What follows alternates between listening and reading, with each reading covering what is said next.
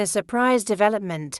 H.E. Rigathi Gachagua, the Deputy President of Kenya, has travelled to the United States with his family. The trip has garnered significant attention, with many questioning the timing and purpose of the visit. The Deputy President's departure comes amid a time of heightened political and economic tension in Kenya. Citizens have been voicing concerns over various issues, from the rising cost of living to political infighting within the government. Sources close to the family indicate that the trip is of a personal nature, though specifics regarding the itinerary remain scarce.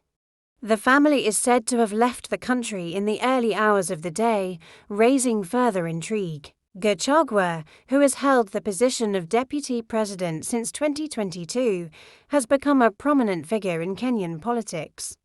His actions, both on and off the political stage, are often met with intense scrutiny. While his official duties have kept him in the public eye, his personal life remains relatively private. The trip to the U.S. marks one of the few instances where Gachagua's movements outside the country have attracted widespread attention. The timing of this departure has raised questions, especially given the growing dissatisfaction among certain segments of the population.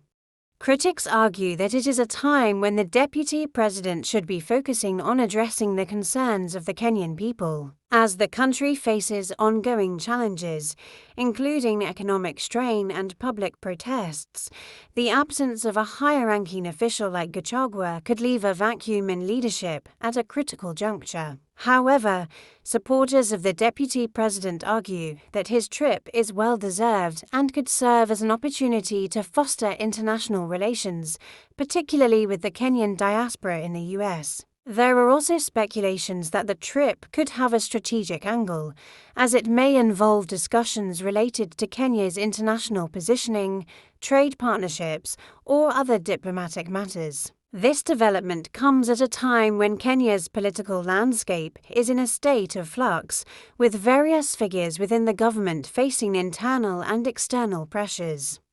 Gachagua's absence from the local scene might stir up further debates regarding leadership priorities. As the country watches closely, many are eager to see how this trip will impact both the political environment and the relationship between the Kenyan government and its people in the coming weeks.